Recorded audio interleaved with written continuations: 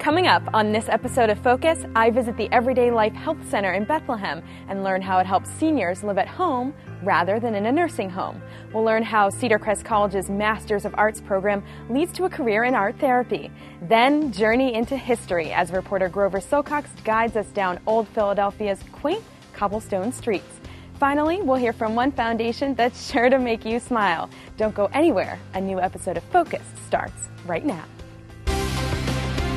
Focus showcases the people, places, and issues that matter to you.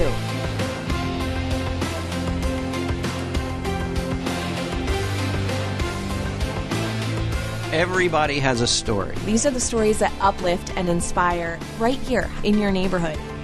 Focus on what matters. You never know what you're going to see when you tune into Focus. Support for Focus is provided by the people of Air Products feel privileged to bring this programming to you. By supporting education and the arts, Air Products strives to improve the quality of life here in the Lehigh Valley, where we call home.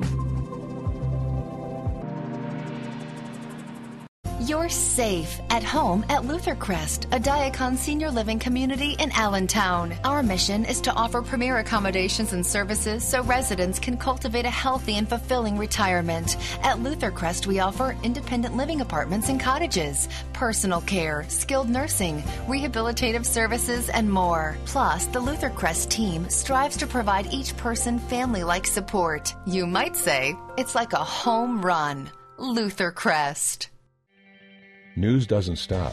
We cover it 24/7, 365, because that's what our readers demand from us. You need to know what's going on, who's playing by the rules, or who's breaking them, who's winning and who's losing. The full range of the human experience plays out every day in the pages of our newspaper and website. The platform you choose to engage with us is your business. Delivering the news is ours.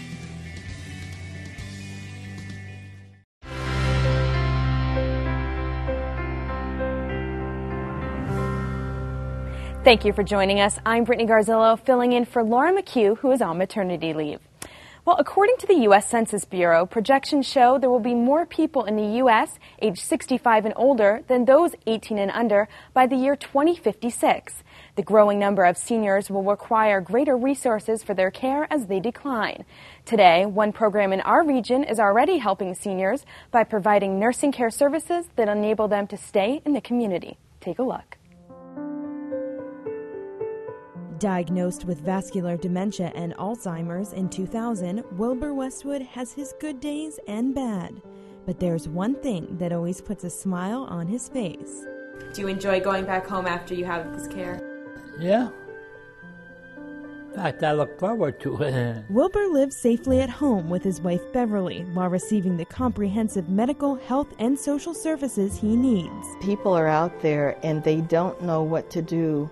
And they are having such a hard time being home with their loved one, whether it's a husband or wife or a parent.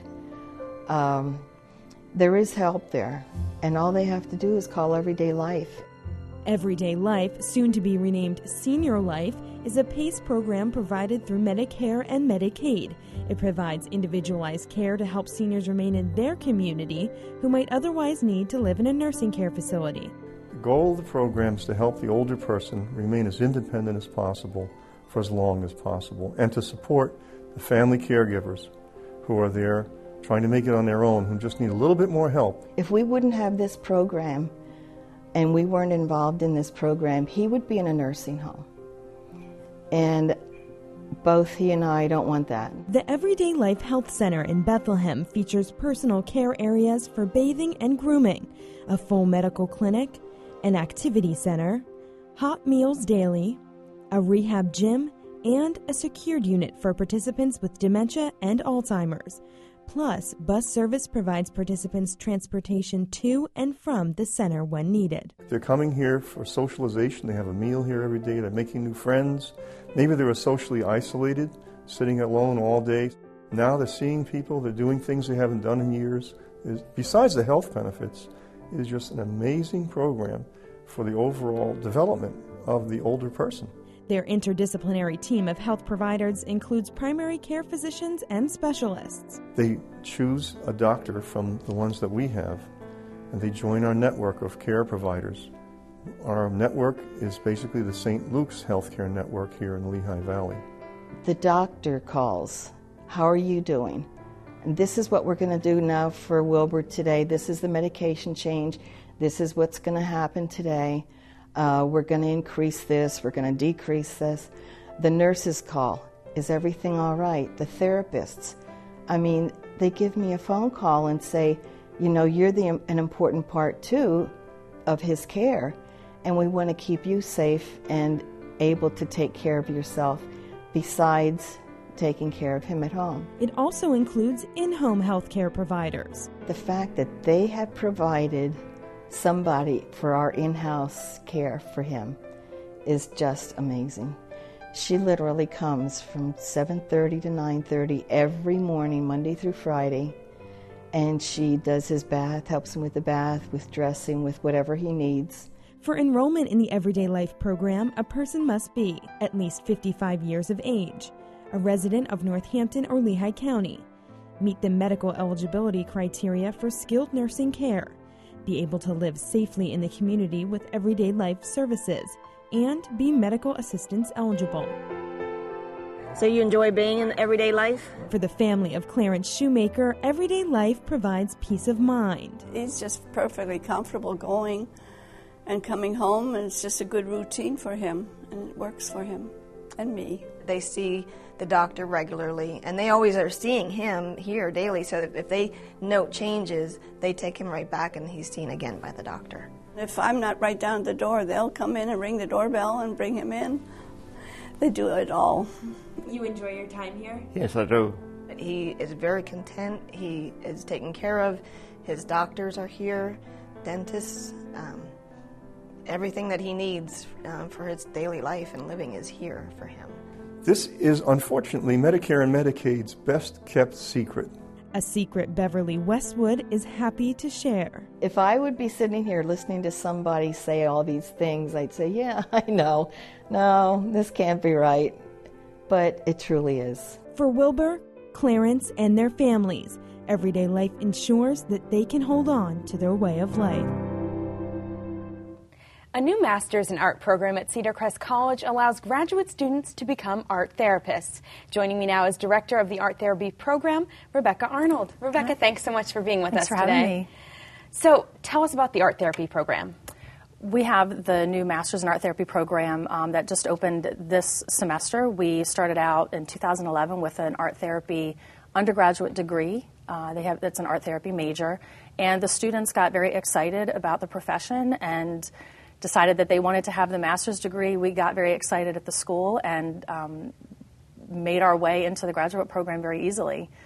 So it's something that Cedar Crest has held on to for a very long time. They've been excited about the profession. I started teaching there in 2007 with an introduction to art therapy, and it's just kind of blossomed from there. Now, how have you seen art successfully used to help people? I have about 1,000 stories I could tell you. I'm thinking of one in particular.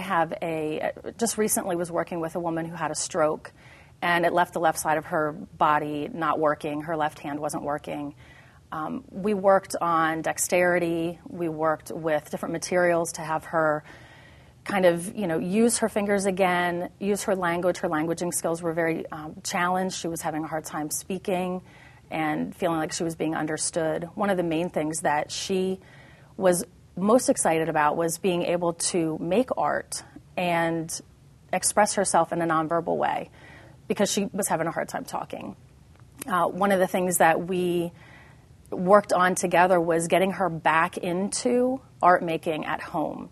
She had loved to make cards for people before she got sick, before she had the stroke, and we talked about some of the challenges that she has now physically, but how she could persevere through them and still be able to do the things that she liked to do.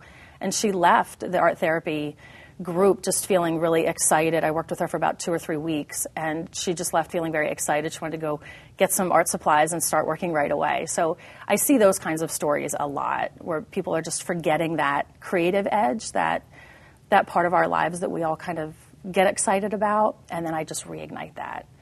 What sort of mediums are you working with? We use, it could be anything. I mean, with her, I was using yarn. We were doing finger knitting. We painted.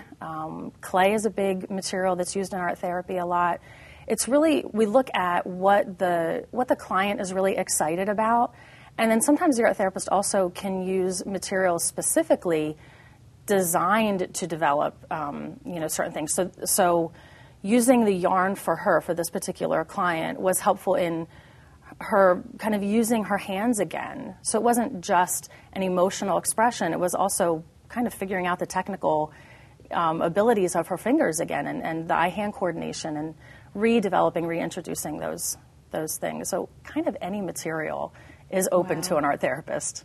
Now, how is an art therapist differently than a counselor or a social worker? How are they different? I think the biggest difference that I talk about is the use of art materials and art processes.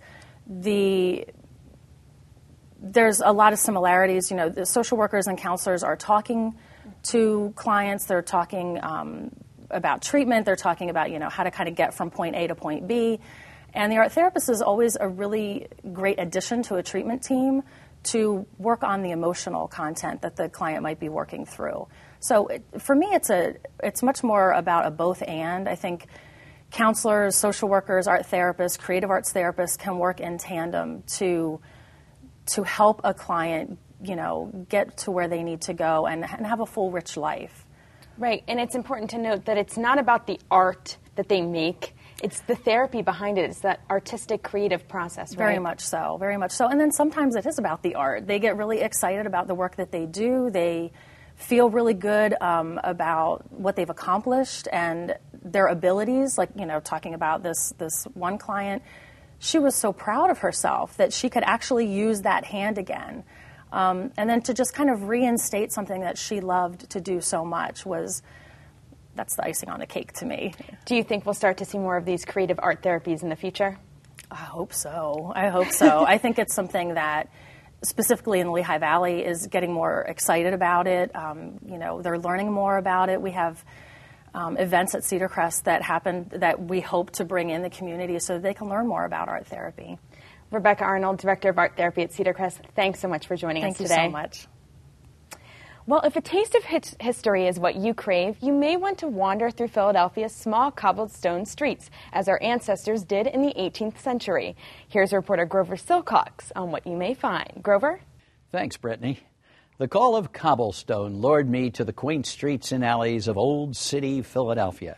Here I discovered that the neighborhood, once bustling with colonial people, still bustles today. It's still a neighborhood rich in the dynamics of people living and working together. Those streets entice you to walk down them and imagine yourself side by side with the bakers, cobblers, and maidservants of the 18th century. During my brief visit, I met a woman dedicated to preserving these historic streets, folks at an open-air market, and the likes of Ben Franklin and Thomas Jefferson. Check it out. Today, we hit the highway to Philadelphia. In a flash, we go from asphalt to cobblestone and down the corridors of history.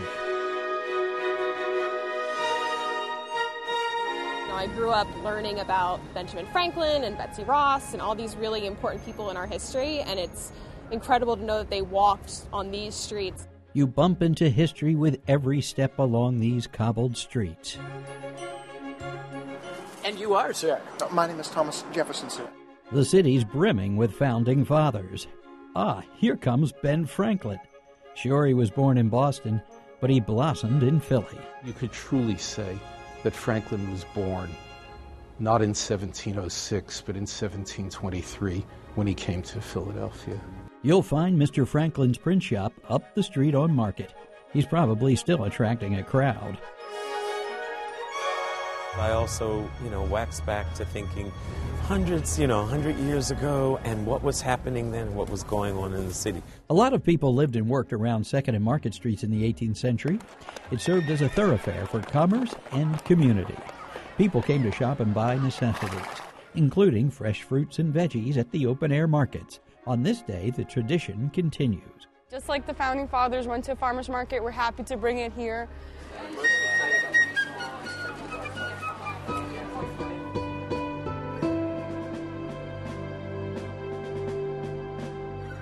almost feel like I'm back in time a little bit, and you kind of feel like maybe a horse is going to come down here at any time.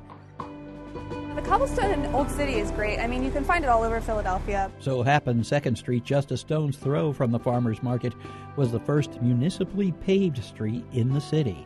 That happened in the 1760s. The cobblestone streets in Philadelphia, like the one we are on, they make transportation through Philadelphia so much more efficient, and they keep the dust down. Cobblestone is a round river stone.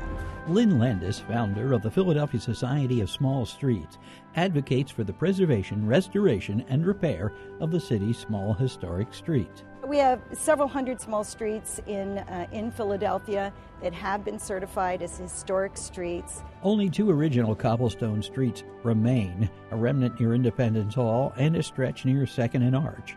Most of the streets left to protect are paved in Belgian block, ballast, and brick from the 19th century. This is referred to as a granite block or ballast, it's often called. Some of it came over as ship's ballast, and other of it was mined in Pennsylvania. And this is just a different size. So this is more of your Belgian block. It's more of a squared off. It's more of a square. In 1998, the city created the Historic Thematic Street Paving District, which recognizes streets containing 30% of original exposed historic street paving materials. And the city designates about $200,000 every year for the maintenance and restoration of these streets. But Lynn would like Philly's historic streets restored more in the original way. One of our goals as the Philadelphia Society of Small Streets is to get the city to not lay the concrete under these streets. What was in between these was just sand and gravel. And the beauty of these types of streets is that they are porous.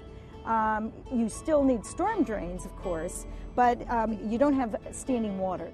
Lynn and her husband Cliff live in a 200-year-old house in an historic pocket off Locust near 11th Street. It's a 200 block of Jessup Street, and it's just adorable, and we were restored last year along with 3 other streets. People once stumbled on the city's unpaved streets. Today, they stumble onto relics of the past. Take this stepping stone at Old Christ Church. George Washington may have used it when attending services here. His carriage would have come over 2nd Street, stopped here, and stepped off probably onto this stone right here. In 1774, the Founding Fathers tread the cobblestones to Carpenter's Hall on 4th Street to discuss the Intolerable Acts, which they found, well, intolerable. Afterward, they often met at City Tavern at 2nd and Walnut. I think with regard to this, sir, an ounce of prevention is worth a pound of cure. Franklin and his colleagues made history in this city, but history didn't stop there. You walk around on a street where the cobbles or the bricks, they're not original, but they're still the 1820s and 30s. Things that aren't original here are still old by most American standards. You can't help feel a bit of pride walking Philly's fabled streets. Oh, Mr. Jefferson. Yes? How do you feel about this country, by the way? On July 4th of 1776, we gathered here in Philadelphia, did something that the world had not yet seen. When we approved those fateful 5 words in the Declaration of Independence, all men are created equal, we started something anew. Before we did that, no people in the history of the world had ever established a new land with a goal in mind. But America has a goal. America's goal is a goal that you share if you're an American. No matter where you're from in the world, no matter where you live in the world, if you share that goal, an important part of you is American. America's goal, as hidden between the lines of those 5 words, is this: that one day in America, all men will be treated as they are created, equally. Seems some people really have a way with words. For Focus, I'm Grover Silcox reporting. Thanks, Grover. Before Laura McHugh left for maternity leave, she sat down with members of New Jersey's Turn a Frown Around Foundation. Their goal? To put smiles on the faces of those who need it most. Here's Laura with more. I'm now joined by Drew Horn and Ed Johns from the Turn a Frown Around Foundation, a group that links people who would otherwise be isolated to what they call a forever friend. Drew is the founder of the organization, and Angel Ed coordinates the foundation's National Nursing Home Initiative. Thank you both for being here today. Oh, no, thank you for this opportunity for us to have a platform to end loneliness and to give Grandma a forever friend. I appreciate it to no end. Drew, what does your organization do over the last 12 years? Well, in its simplest form, we have a vision that we've always had, which is to end loneliness, and our mission is to set up a smile station in every city across the nation, like a benevolentmatch.com. We told people you have a firehouse in every city, so if there's a fire, you know where to call. Any institution of isolation, where isolation exists, whether it's a nursing home, psychiatric ward, jail, etc., there should be a knee-jerk, immediate, as soon as a resident comes in, do they have family or friends? No, boom, call the Smile Station. The Smile Station is run by volunteers. We recruit, maintain, and send forth, because you don't call a visitor at 3 o'clock in the morning, you call a forever friend. I tell people, if it's the hottest day in the world, I can't change the weather, but I can put a really nice fan on you, and everyone deserves unconditional love. So we're just making sure, that's why we call it a benevolentmatch.com. We just don't want Grandma we need to make sure she has a friend, and so that's really our heartbeat. And is that where this prop, the walker that you brought with you today, yes, is that where yes, that actually in? Our business card, I don't know if they show it, but it actually says on our business card, I don't want to die alone. No one does. We're like pre-hospice. And so anyway, on the bottom, we're going to be having a national campaign, and the bottom is going to say, take responsibility for Grandma, become a forever friend. I understand you have been honored with a very prestigious award, and you're going to be honored in just a few weeks for it. There is it's called the Voice Award, and it's given out to Hollywood's finest, Academy Award winners and Emmy Award winners, Peabody's, and it is for those that give a voice in the media for the forgotten, for the throwaways. And what's amazing to me is that Rosalind Carter has won this award, Glenn Close has won this award. Between you and me, I'm a little afraid. Howie Mandel won the award. I don't know if they're going to ask me to shave my head. I don't know. But anyway, but ultimately, I know we're here to honor Angel Ed and the award that he has just won. And but anyway... Which is the Rotary Club's Good Samaritan Award, correct? Yes, it is. Well, congratulations. You've only been involved with the organization for about a year, correct? For about 8 months. And what have you been able to do in that amount of time? What I've done, he came to me in December, and he told me what they do. And I've been going to nursing homes for 7.5 years before I met him, just on my own, visiting everyone. And what we've done, I've gone to 5 nursing homes and filled them all up. Everyone in these nursing homes has a friend now. It's the only 5 in the United States that we know of that everybody has a friend. How many people have you recruited to fill these roles? Over 120 I've done myself. Himself in 8 months. I'm getting, they have a bracelet that says, what would Jesus do, WWJD? Of course. I'm going to do this actually. So I want people to know, any of the college kids that are watching, we have what we call the Campus Compassion Crusade. We are setting up the WC Compassion Coffee House on every college in America. It should be done within about a year and a half time. WC stands for World Changer, and the first one we have is at Montclair State University. Woo! Anyway, sorry, I'm supposed to say in character. But anyway, I am a character. No, just ask my Jewish mother. No, but anyway, this man, I'm going to be getting things that are going to have WWAED, what would Angel Ed do? He sat with me and said, I'm a parrot. I tell people the same thing. And I said, find a place that has, find a nursing home, find out how many people don't have anybody. I said, do you belong to anything? He said, yes, church. He said, okay, great. We'll make that your first Smile Station. And in 8 months, and to honor this man, our governing board has voted unanimously to make him our vice president nationally, just because he's our Derek Jeter. If everyone would just do what this man does, we're done. We're done. And if someone's watching and wants to get involved and wants to help, what can they do? What you do, you can actually go to the website, which is turnafrownaround.org. And right on there's a volunteer form. You just click on that. And my phone number is also there, which I could give now. It is 908 454-8818. Just give me a call. Say if you're not in one of the close to a nursing home that we're already in, just let me know it's close to you. I'll call them. I'll get them hooked up with us, and you can start visiting right there. We'd like to make it close for everybody. Well, thank you both so 20 much minutes for being a day, here. right? 20. Well, we only ask them one day a week for 20 minutes. One day a week. Yep, for 20 minutes. Yep, that's all. That's it. the minimum we ask for. Yes, anybody can do that. Thank you both so much for being Thank here you. to represent Turner Frown Around. Absolutely. Thank you. For more information about the organizations covered in this program, visit us online at wlvt.org/focus. Well, Grover, from a foundation that's turning frowns around on the faces of those in need to a program that's enabling seniors to stay in the community, it's wonderful to see what everyday life is doing for these seniors. Absolutely. Hey, I'm not over everyday life in the 18th century. Okay? I mean, to meet Thomas Jefferson. And Ben Franklin. He's no slouch either. I mean, you just don't know who you're going to meet on the cobblestone streets of old Philadelphia. Well, thanks so much for the wonderful story, Grover. Thank you. From all of us, thank you for joining us, and remember to focus on what matters. Support for Focus is provided by the people of Air Products feel privileged to bring this programming to you. By supporting education and the arts, Air Products strives to improve the quality of life here in the Lehigh Valley, where we call home.